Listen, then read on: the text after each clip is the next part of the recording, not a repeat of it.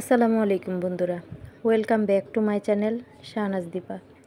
আশা করি আপনারা সবাই ভালো আছেন। আমিও আপনাদের দোয়ায় ভালো আছি। আজকে আরেকটা রেসিপি নিয়ে আপনাদের সামনে হাজির হলাম।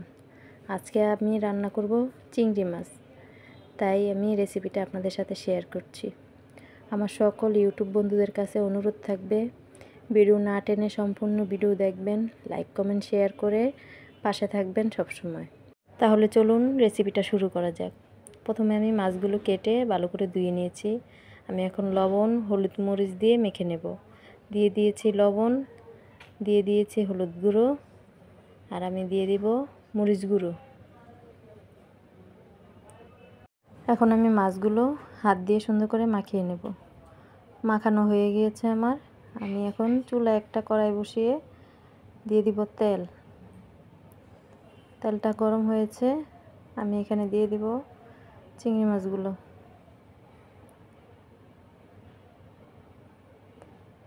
সবগুলো চিংড়ি মাছ আমি একে একে দিয়ে দিব।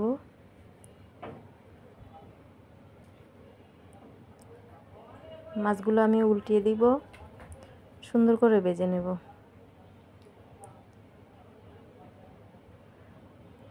তো মাছগুলো আমার ভাজা হয়ে গিয়েছে, আমি এখন মাছগুলো নামিয়ে ফেলবো। এই তো চিংড়িগুলো নামিয়ে ফেললাম। আমি এখন এই কড়াইতে কেটে রাখা পেঁয়াজগুলো দিয়ে দিব। আমি এখানে আরেকটু তেল দিয়ে দিব। তেলটা দিয়ে পেঁয়াজগুলো ভালো করে ভেজে নেব।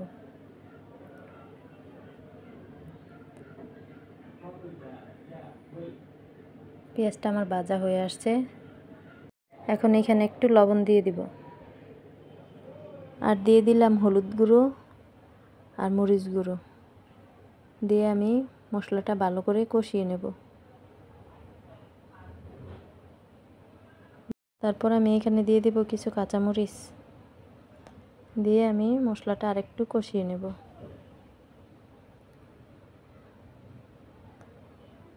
এখানে আমি একটু পানি দিয়ে দেব।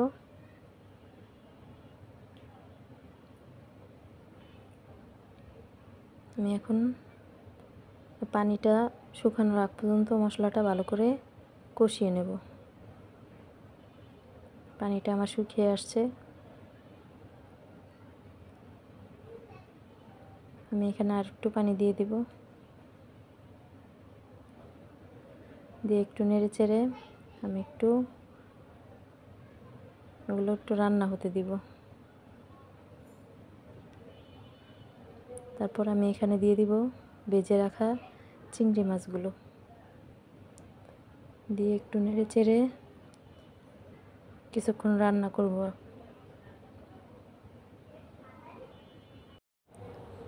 পানিটা ভালো করে শুকিয়ে আসার আগ পর্যন্ত আমি মাছগুলো উল্টিয়ে একটু ভালো করে নেড়ে চেড়ে ভেজে নেব।